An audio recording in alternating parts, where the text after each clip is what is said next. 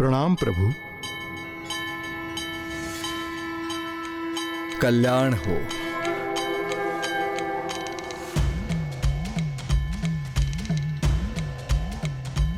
लंकेश ने सर्वथा उचित कहा।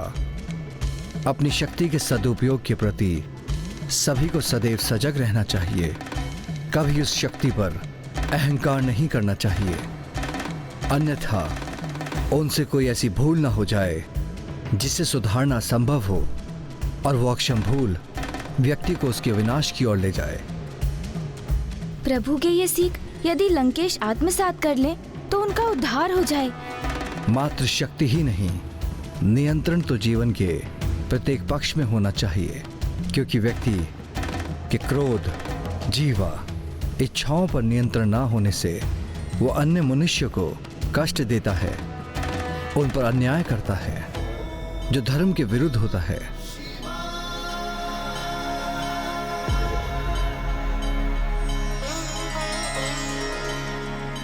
और उचित धर्माचरण तो यही है जिससे व्यक्ति ईश्वर एवं स्वयं को आनंदित तो रखे ही, किंतु उसका व्यक्तित्व तो ऐसा भी होना चाहिए जिससे संपूर्ण संसार को सुख प्रदान कर सके।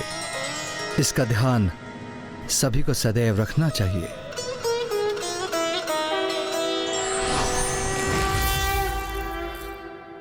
आपने सुना गौरीपुत्र, प्रभु पिपलाद ने अपने वचनों से आपको ही सीख दी है। कहीं आप अपने सुपथ से भटक कर कोई भूल तो नहीं करने जा रहे हैं? लंकेश कदाचित स्वयं में कोई सुधार नहीं लाएंगे। प्रभु पिपलाद के उदाहरण से भी ये स्वयं को नियंत्रित करने का अर्थ नहीं समझ सके। तो ये थी कथा मेरे प्रभु महादेव शिव शंकर शंभू के 19 अवतारों में से प्रथम अवतार प्रभु पिपलाद की, जिनकी दया दृष्टि से शनिदेव शनेश्वर कहलाए। जय शिव शंकर शंभू।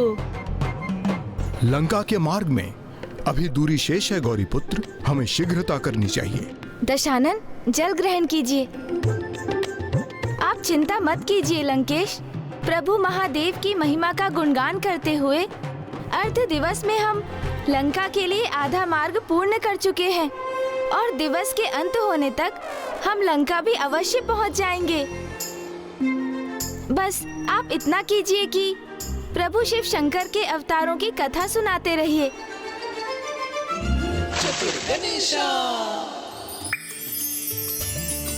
कलश से जल छलका तो कीचड़ उत्पन्न हो गया। कभी कभी किसी को थाम कर रखना नहीं, छोड़ना ही उचित होता है। मुझे वो युक्ति सूझ गई जिससे लंकेश प्रभु के आत्मलिंग को छोड़ने पर विवश हो जाएंगे।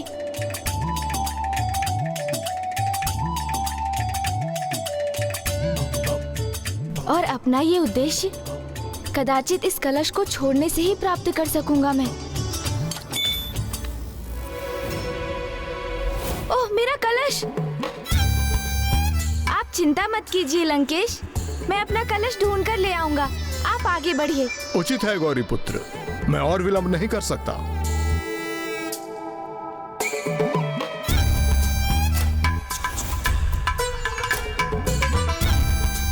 ये रहा मेरा कलश और मेरी युक्ति के अनुसार इससे जल भी प्रवाहित हो रहा है।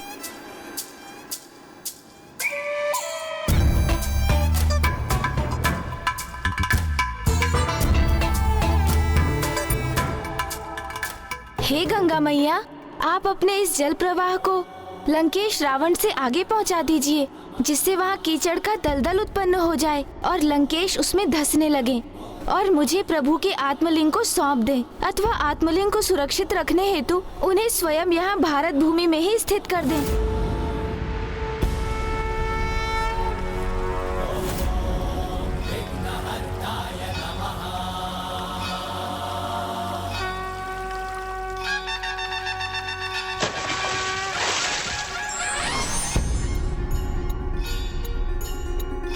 मेरा अनुरोध स्वीकार करने के लिए आपको शत-शत धन्यवाद गंगा मैया।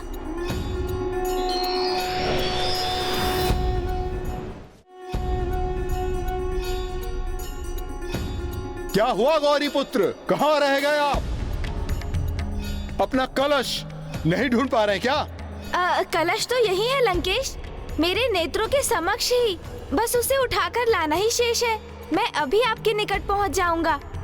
तब तक आप विचार कीजिए कि प्रभु महादेव के किन अवतार की कथा सुनाने वाले हैं आप मुझे।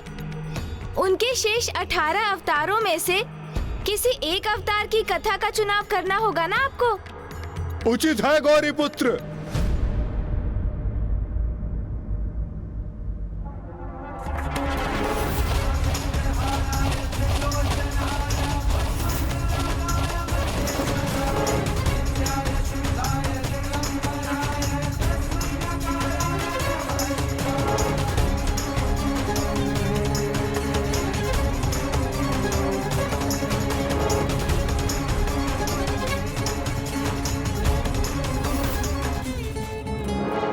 लंकेश प्रभु के विचारों में ऐसे खो गए हैं कि उन्हें ये भी ध्यान नहीं है कि वो दलदल की ओर बढ़े जा रहे हैं।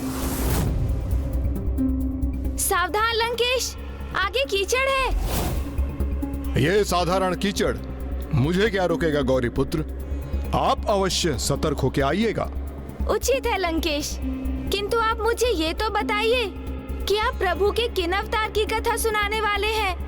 प्रभु शिव शंकर शंभू के प्रत्येक अवतार और उनकी कथा सर्वथा अद्भुत है गौरी पुत्र। इसलिए मैं इसी विचार में उलझा हूं कि मैं आपको कौन सी कथा सुनाऊं। आप निश्चिंत रहिए गौरी पुत्र, मैं अभी ये कीचड़ को कुछ ही समय में पार कर लूंगा।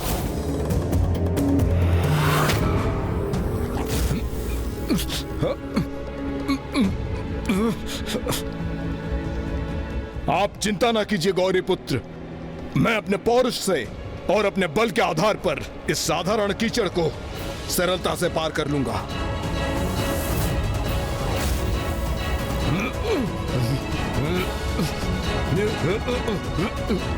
प्रभु के आत्मलिंग को सहज के रखना होगा।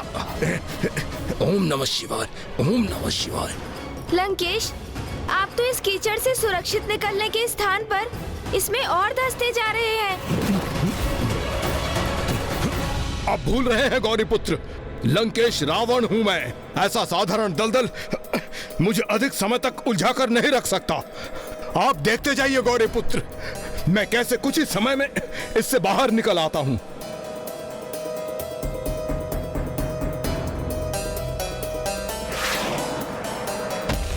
क्या मैं आपकी कुछ सहायता करूं लंकेश? नहीं गौरी पुत्र, मुझे आपकी सहायता की आवश्यकता नहीं है। लंकेश, मेरा एक सुझाव स्वीकार कीजिए। आप प्रभु के आत्मलिंग को मुझे सौंप दीजिए और मेरा हाथ थाम कर आप बाहर आ जाइए। नहीं, मैं आत्मलिंग तो किसी को नहीं दूंगा और मैं स्वयं अपना ध्यान रखने में सक्षम हूँ। हट मत कीजिए लंकेश, प्रभु पिपलाद के उन वचनों का स्मरण कीजिए जब उन्होंने कहा था कि हमें ये सीख भी अवश्य प्राप्त करनी चाहिए कि कब किसे थाम कर रखना और कब उसे छोड़ देना उचित होता है। मुझे भली भांति स्मरण है गौरी पुत्र, किंतु ये अभी छोड़ने का समय नहीं है। मुझे पूर्ण विश्वास है गौरी पुत्र, मैं इस दलदल से अवश्य बाहर निकलूंगा और यदि किसी कारण ऐसा नहीं हुआ तो मैं अपनी अंतिम श्वास तक प्रभु शिव शंकर शंभू के आत्मलिंग को स्वयं से कदापि विलग नहीं करने दूंगा। लंकेश, ये दलदल तो संकटमय प्रतीत हो रहा है, इसलिए मैं पुनः कह रहा हूँ आपसे, आप प्रभु के आत्मलिंग को मुझे सौंप दीजिए और मेरा हाथ थामकर मुझे आपको इस दलदल से बाहर निकालने में सहायता करने दीजिए। अन्यथा आपका ये हट आपको और प्रभु के आत्मलिंग को क्षति पहुँचाने का कारण बनेगा। भले ही मेरे ऊपर कैसा भी संकट आ जाए, मैं कदापि विचलित नहीं होऊंगा गौरी पुत्र। और अब ये आत्मलिंग लंका पहुंचने को उपरांत ही मेरे हाथों से नीचे उतरेगा। जय शिव शंकर शंभू। इस दलदल के कारण असफल होना स्वीकार नहीं है मुझे। मैं प्रभु के आत्मलिंग को लंका पहुंचा कर ही रहूंगा। इसे इनकी निष्ठा कहो अथवा हट, यदि ऐसी एकाग्रता से कोई धर्म का कार्य करे तो वो तो संसार का महान धर्मात्मा बन जाए। लंकेश, मैं आपसे पुनः एक बार अनुरोध कर रहा हूँ, मुझे आपकी सहायता करने दीजिए। आत्मलिंग को मुझे सौंप दीजिए आप। और मैं भी पुनः कह रहा हूँ कि जब तक मेरा जीवन शेष है मैं आत्मलिंग को कदापि नहीं छोड़ूंगा।